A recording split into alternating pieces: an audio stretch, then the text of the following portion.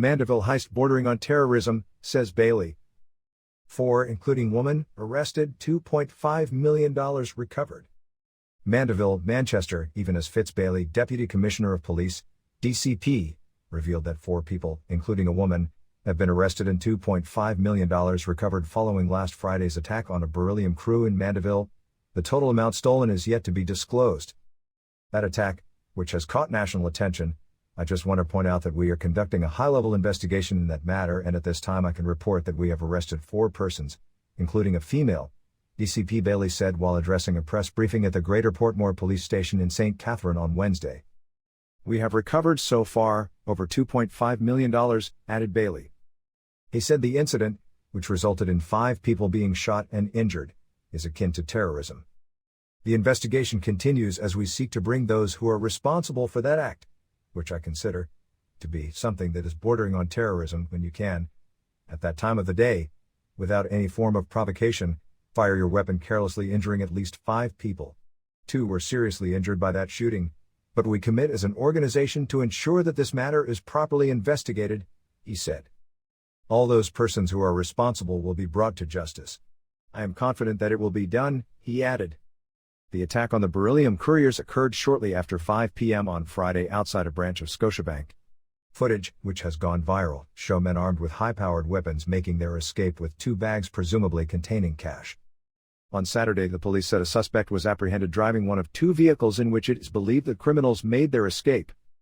Police said the suspect was traveling in a black Toyota Wish motorcar, which was intercepted about 1:30 a.m. on Saturday in the vicinity of Sunset Boulevard on the 4 Paths main road in Clarendon. Police said 1 9mm magazine, 1 M16 round, 2 AK-47 rounds, and a ski mask were found in the vehicle. It is understood that the vehicle, which bore mismatched registration plates, belongs to a resident of Portmore, St. Catherine. I know the nation's attention is now focused on the incident that occurred on Friday in Mandeville, the attack on the beryllium workers who went to transport money from Bank of Nova Scotia, and that attack which has caught national attention. I just want to point out that we are conducting a high-level investigation in that matter, and at this time I can report that we have arrested 4 persons, including a female, and we have recovered so far over 2.5 million Jamaican dollars. The investigation continues as we seek to bring those who are responsible for that act, which I consider is something that is bordering on terrorism. When you can, at that time of the day, without any form of provocation, fire your weapon carelessly, injuring at least 5 people. 2 were seriously injured by that shooting. But we commit, as an organization, the JCF commit ourselves to ensure that this matter is properly investigated and all those persons who are responsible will be brought to justice. I am confident that it will be done. Proposal to relocate HWT coasters to transport center angers operators. Coaster bus operators who ply the halfway tree, HWT, to downtown Kingston route are not buying into the government's proposal to relocate them from a lay-by that sits in the vicinity of Mandela Park and the HWT clock. The plan is to relocate the operators to the HWT Transportation Center, less than 100 meters away, where pickups and drop-offs will be permitted. The proposal was announced by Chairman of the Transport Authority, TA, Owen Ellington during a post-cabinet press briefing at Jamaica House on Wednesday. According to Ellington, who is a former commissioner of police, the idea is to have the coaster bus operators who run from Red Hills Road and Constant Spring to HWT and also to downtown Kingston begin to pick up and let off passengers inside the HWT Transport Center. The chairman said the move would free up the roadways, blaming the bus operators for regularly stopping to pick up and let off passengers in live lanes, causing traffic congestion. He also raised the issue of extortion and alluded that the HWT Transport Center would provide a safe space for operators. Despite Ellington's explanation, numerous coaster bus operators were livid on Wednesday when they spoke to the IRI News Media TV claiming that the government had an agenda other than what was stated. The coaster operators also charged that the move was a way to interfere with their earnings, whilst also chiding Ellington for speaking on their behalf and stating that they have an issue with extortion. According to one conductor, the men what dem say collect money, We don't have problems with them. If they change the system, it is going to cause riot. They are watching the money that we are making. Life is easier out here where everybody can eat a food. If they try that, Andrew Holness cannot win again. He added, they say they want to stop extortion, but they can't really go against it. Your main source of income is to collect from the buses and you change the system. What is going to happen? They say they are trying to stop extortion, but we feel they are trying to set up the Jamaica Urban Transit Company drivers against coaster drivers. They are also watching the fact that the boss will get between $25,000 and $30,000 per day. They hear that conductor will get $10,000 for the week. It's like they want their piece, the outspoken conductor said. Further, one driver said things are fine the way they are right now. Remember that right here, we are all right. We don't want to go over there with the government's yellow buses. We are not even going to get to stay over there and load the bus properly. They say we have no manners and behavior, but at the same time, they don't have to deal with us like that, he said. Another driver, also incensed, said taxis will start to get all the work if the proposed system is implemented. The people are going to run into the taxis. Who is going to take our buses? People are not going to wait on us. You will join the line of buses for 1 hour and people just walk past and gone in a taxi. They leave you and you feel like an idiot. The people love ready done, so the system they propose about the transport center is not going to work out. Everybody knows they can find us right here, he said. In the meantime, Ellington said there are some concerns about extortionists who will be impacted and may want to impede the operations in the transport center. He pointed out that mechanisms are being put in place to deal with potential threats and said vehicles coming into the transport center will be given a specific time frame within which they can drop off and pick up passengers. We have spoken to Deputy Commissioner in charge of crime to send members of the organized crime branch to the center because we are going to commence an assessment of the potential for criminal activities impeding our efforts. I assure Jamaicans that we are doing everything necessary to ensure a reliable and secure public transport system, Ellington said. In support of the drive to relocate the buses, Ellington said there are plans to erect directional signs that tell drivers and passengers where pickups and drop-offs can take place. He added that a meeting with the coaster bus operators inside the HWT Transport Center was scheduled for Wednesday at noon but had to be postponed as a key person to the discussion was unavailable until the middle of next week. PPV Steering Committee to put together proposal on fare adjustments.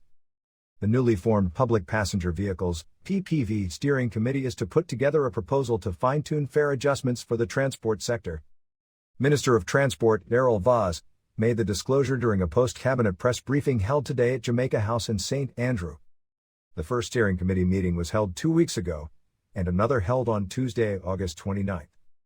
The report was that the group put together a proposal to fine-tune fare adjustments, which will be concluded with a meeting on Thursday, August 31st. That will set the stage for recommendations to come through the process, as I know that is a pressing matter that, along with other issues, Vaz said. The burning issue of a fare increase will be finally dealt with in terms of how it is handled, which means coming up with a formula that will dictate what is the reason for the need for a fare increase, he added. The minister further noted that instead of fare increases being done in an ad hoc manner, he has asked that a timeline for reviews be done, whether it's annually or biannually, so that we can have something in place, rather than it being ad hoc and coming to the minister from different organizations. The PPV Steering Committee was established on the recommendation of Vaz, following a Transport Authority (TA) conference held earlier this year. Teacher crisis. JTA not surprised by resignations. Johnson says Jamaica cannot compete with overseas offers. Western Bureau. The Jamaica Teachers Association, JTA, says it is not surprised at the Ministry of Education and Youth's disclosure yesterday that 854 teachers have resigned from Jamaica's public sector since the start of the year. This is twice the number reported up to August 16. Speaking to Irie News Media TV yesterday following the announcement from Education Minister Fable Williams, JTA President Leighton Johnson said the nation's teachers continue to scramble for opportunities to create a better life for themselves and their families, leading them to accept numerous job offers from overseas recruiters. The writings have been on the wall for some time. As an administrator myself, I had my ears to the ground, and principals have been indicating, as well as teachers, that the number of teachers who have intentions to resign was significantly more than what the minister, Williams, was pronouncing, said Johnson. We are currently in a crisis and we, basically, knew that it would have come down to this, he added. The fact is that teachers have been enticed by the offers made by our overseas counterparts, and the job offers they are receiving are offers that Jamaica cannot compete with, and teachers are grabbing hold of these opportunities. The opportunities are also being presented for teachers to move with their families within a short space of time, or even immediately. And the moment you go up to accept a contract there, you are able to move with your families, Johnson shared. During a post-cabinet press briefing yesterday, Williams noted that her ministry received a significant number of teacher resignations after the month's pay cycle ended on Friday, August 25. It remains to be seen whether the current number of teacher resignations, which is being monitored for the January to September period, will remain lower than the 1,538 teachers who resigned from the local teaching profession over the same period in 2022. Since 2020, there have been concerns that the issue of teachers migrating overseas will deprive Jamaica's school system of talented educators, with salaries and benefits being a frequently cited reason for their departure. The issue was also a sticking point during the recently concluded annual JTA conference, where it was indicated that action will be taken if educators' concerns about payment of retroactive salaries or payment recalculations are not satisfactorily addressed by the end of September.